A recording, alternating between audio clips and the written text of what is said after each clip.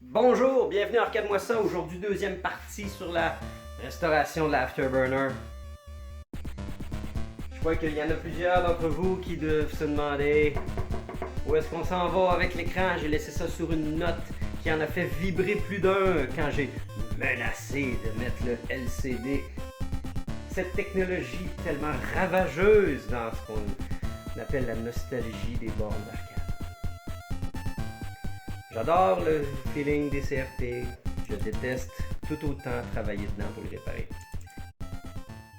Hier soir, donc, pour faire suite, Marc m'avait contacté pour me dire qu'il y avait un Rejuvenator d'écran. Je ne savais pas. Alors, j'étais allé chez eux hier soir et puis, je crois qu'on a des images d'ailleurs. Je suis présentement chez mon ami Marc. J'ai vraiment l'intention de donner une deuxième chance à l'écran pour être capable de préserver l'état CRT de mon Afterburner. Je sais que ça en fait trépigner plusieurs à chaque fois que je mentionne le mot LCD. Marc a un kit de Rejuvenator, le 467 CRT Restore Analyzer Product of Dynascan. Marc, on fait sensiblement le même procédé qu'on a fait sur l'écran de la Star Wars Cockpit quand j'étais avec Martin au début de l'année. Premièrement, quand on a ce type de produit-là, il faut avoir le bon adaptateur. Ça, c'est un CR... Ça, c'est un CR31. CR31. Ici, tu as... C'est un CR23. C'est ça. C'est les deux les plus communs en arcade.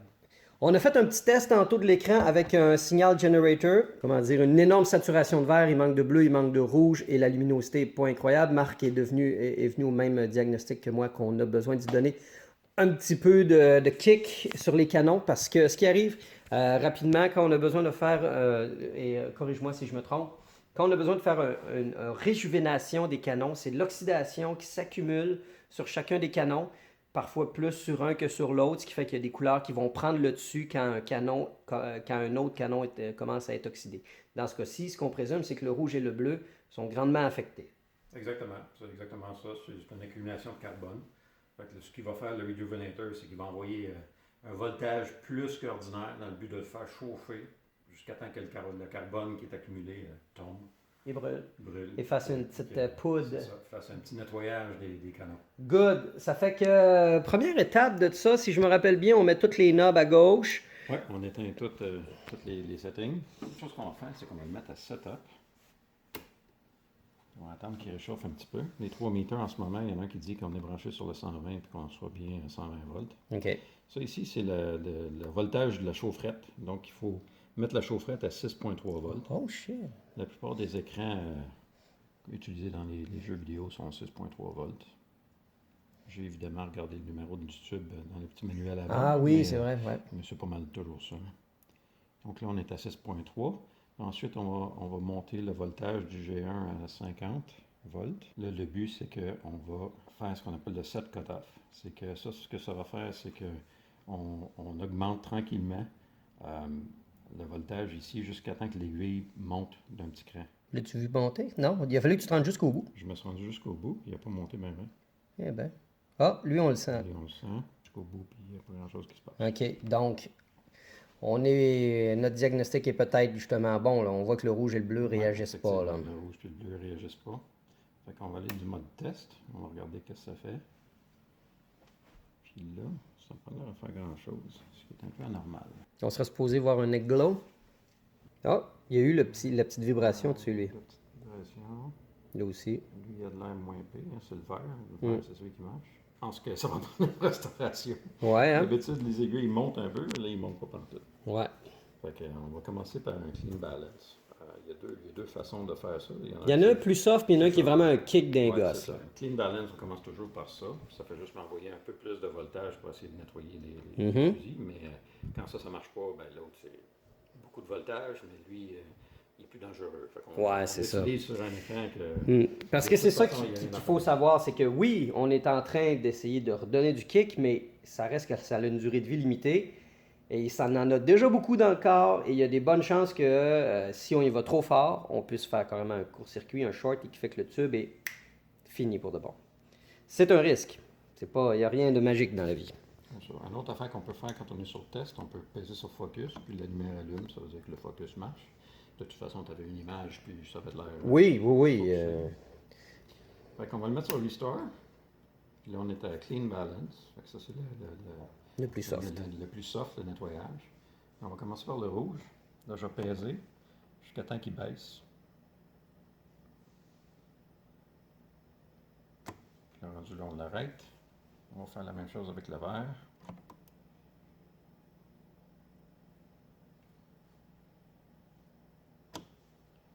On va faire la même chose avec le bleu. Ce qui est intéressant, c'est qu'on voit des petites flamèches là dans Ouais. ouais. T'as vu un petit peu de...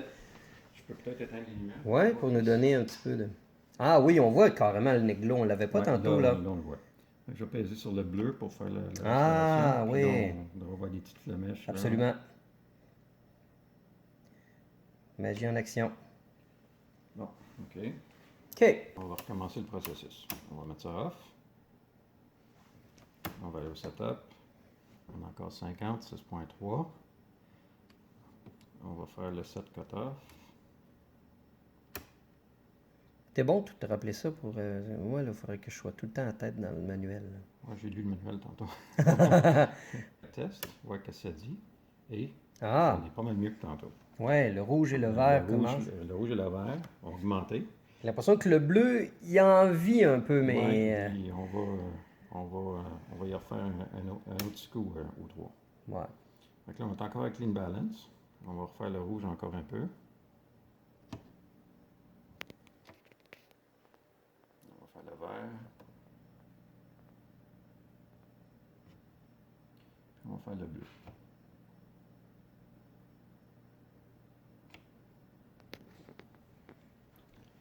Si on retourne à test, que ça dit? Ben voyons donc. Le bleu a comme tout déclenché d'une shot. Ouais.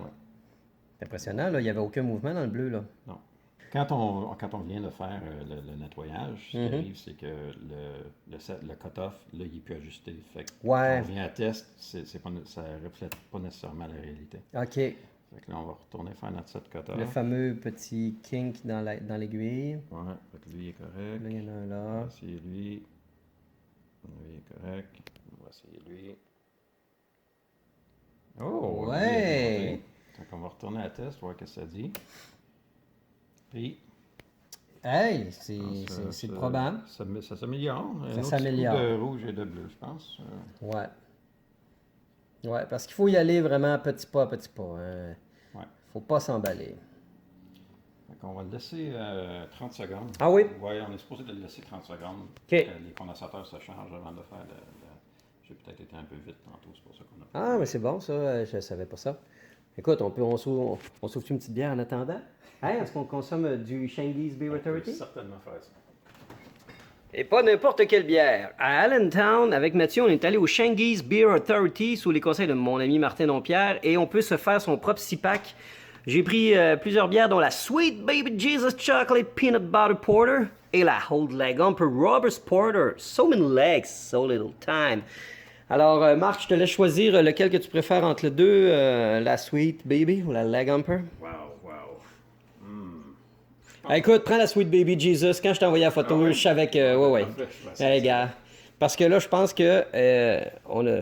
Cheers. Cheers. On a-tu une bonne nouvelle? J'ai l'impression que... On est en train de fêter parce qu'on a une bonne nouvelle ici. On a des aiguilles dans le verre partout, là. Oui. Hey, ils frétillent, hein? Je les sens excités, les aiguilles, en Ils plus. sont très excités. Ouais, hein? Ils sont excités comme nous, d'ailleurs. Parce que là, on va brancher ça, puis on va regarder, voir si on a réussi à réchapper. Quand tu dis brancher ça, c'est-à-dire remettre le signal generator? Oui, tout à fait. J'aurais dû faire un avant, désolé, mais c'était, comme vous l'avez vu dans les vidéos précédentes, très fade et très vert. On est rendu à mettre du haut voltage.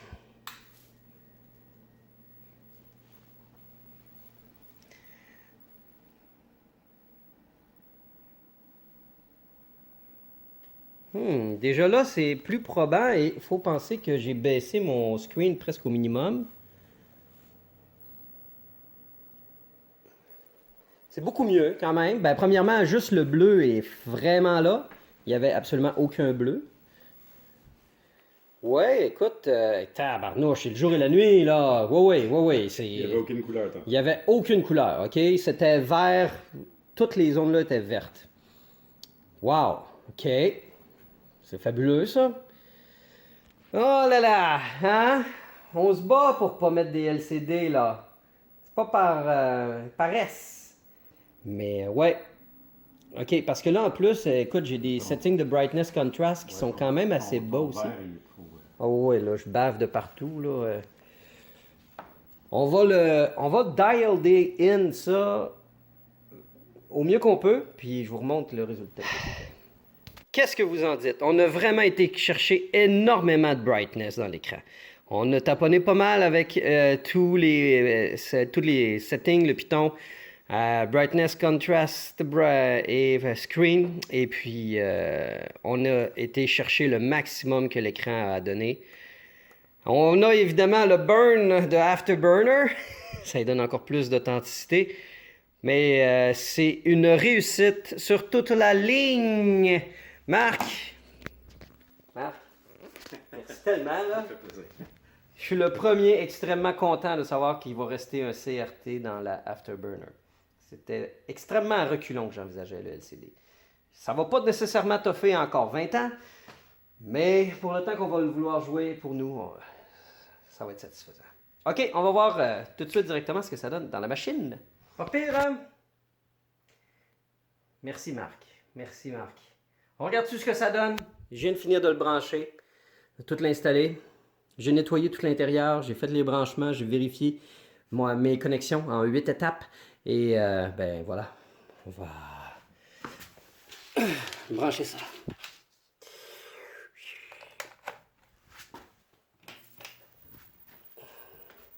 Toujours quand même regarder à l'arrière rapidement. Tout semble en ordre. Pas de petite fumée. Oh yes! Oh yes! J'ai juste du vertical position à ajuster. Mais wow! Je suis vraiment content. Ça n'a tellement plus rien à voir avec ce que c'était là.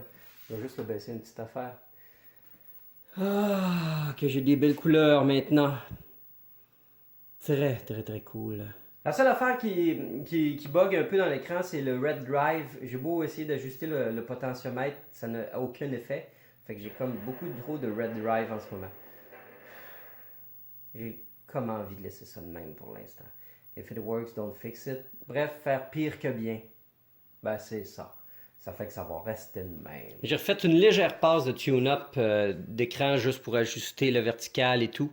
Mais j'ai quand même du noise dans l'écran que je n'avais pas nécessairement hier. On dirait que c'est peut-être propre à la borne ici. Bref, ça aussi, ça fait partie du genre de truc avec lequel je vais devoir apprendre à dealer. Et qu'il n'y a pas de monde parfait. Aïe, aïe, aïe, aïe, aïe. OK, ça fait que... finissons ça sur une belle note en travaillant sur le bezel, finir de le nettoyer, changer les lumières. Je me suis acheté des nouveaux globes, des belles petites lampes au LED, en espérant que ça va bien fitter. Ça va peut-être trop blower, qui sait. On verra bien, mais au moins ça utilisera moins de chaleur à l'intérieur. Je viens de terminer la révision complète du bezel. Ça implique un nettoyage des deux Dangerlight que déjà j'ai dû piger dans l'autre qu'il y avait pour aller retrouver la lumière Lock-On qui est tout simplement extraordinaire. C'est un des plus beaux designs, je trouve, de petits trucs rétro-éclairés. Le design qui allume là, une fois qu'on est en mode Lock-On est vraiment très très cool. J'ai pris le temps d'enlever l'ancien sticker ici qui était extrêmement amoché. Celui-ci était complètement manquant. C'est vraiment étrange comment il pouvait complètement manquer le sticker de ce côté-ci parce que j'ai eu tellement de misère à l'enlever du côté droit que je suis comme wow, comment celui-là du gauche a pu complètement s'enlever. Est-ce qu'il y avait un joueur, une espèce d'obsessif compulsif qui a gratté tout le sticker à force de mettre des 25 cents dans Afterburner puis de pas réussir à le finir, puis qui avait commencé à faire le côté droit quand je sais pas moi, il s'est écœuré. En tout cas, bref, au moins j'ai harmonisé le tout en faisant en sorte qu'il n'y ait plus les deux stickers et je vais sûrement les redessiner dans Illustrator pour les remettre, mais en même temps, je trouve que c'est pas si laid que ça sans autocollant. Même chose pour le sticker ici, j'ai fait une cote en curve des deux côtés parce que quand ils ont fait le sticker, on dirait que c'était pas fait dire par les gars du moulage. Ouais, pour ça, il va y avoir un creux ici. Fait que tous les stickers du Afterburner avaient une portion de sticker qui flottait dans les airs. Et invariablement, il y a du monde qui ont joué après, qui ont gauché, puis que ça a déchiré. Alors au moins, je me suis arrangé que ça n'ait pas l'air trop fou en faisant une cote qui est un peu plus harmonieuse avec le reste.